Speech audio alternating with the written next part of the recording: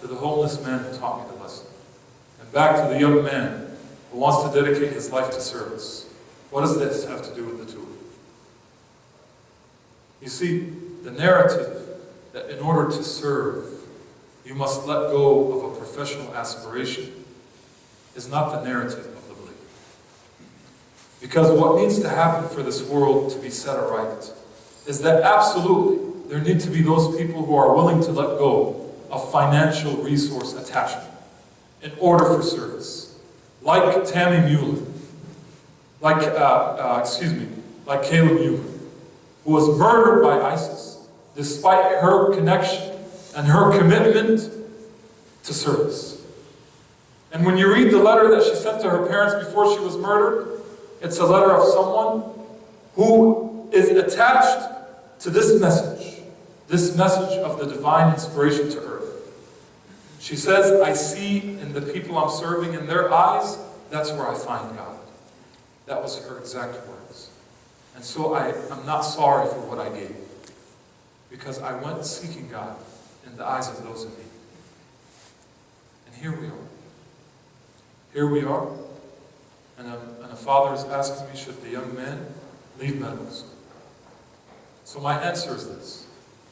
My answer is that if there aren't enough doctors who understand the priorities in life, if there aren't enough doctors that are setting the trend, setting the precedent of the new innovations and discovery in medicine, that are believing in God alone as their intention and as their seeking of pleasure, if there aren't enough investors in real estate who are seeking the pleasure of God alone in their seeking of that material wealth, if there aren't enough engineers and enough writers and enough authors that are writing novels to set a positive message in the minds of people, if there aren't enough pop culture artists that believe in God alone and are using their talents and their energy to set people's minds right about what life is about, then the world is at a loss.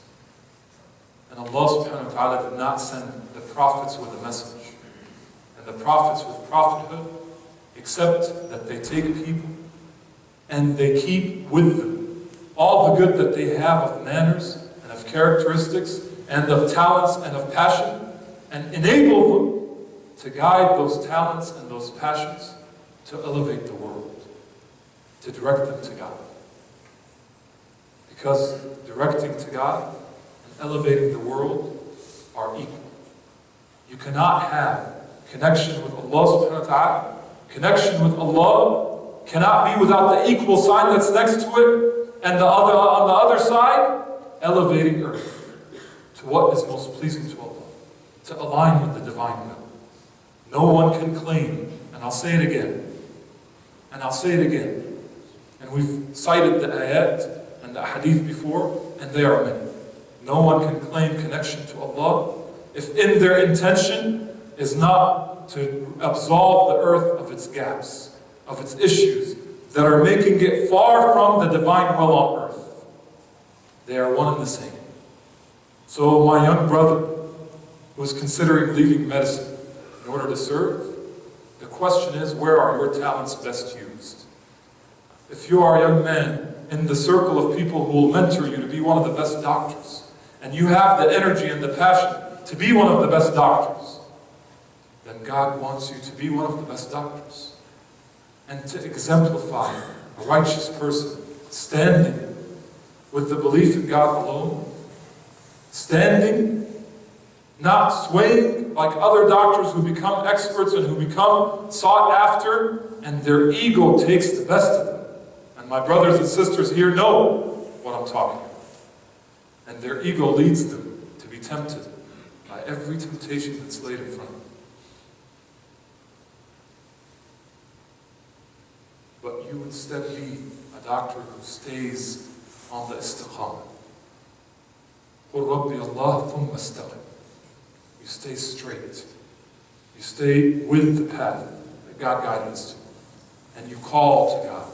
Not by giving people pamphlets when they come to your office, but by showing them the characteristic that a believer upholds in dealing with them, in caring for them, in showing them the smile, in giving them not taking, and in setting the trend for discovery with your knowledge and your passion. This is the da'wah. This is the da'wah in every profession. And no profession, and when I say da'wah, I mean the preaching. This is the practical preaching of the message. And no profession has enough of it.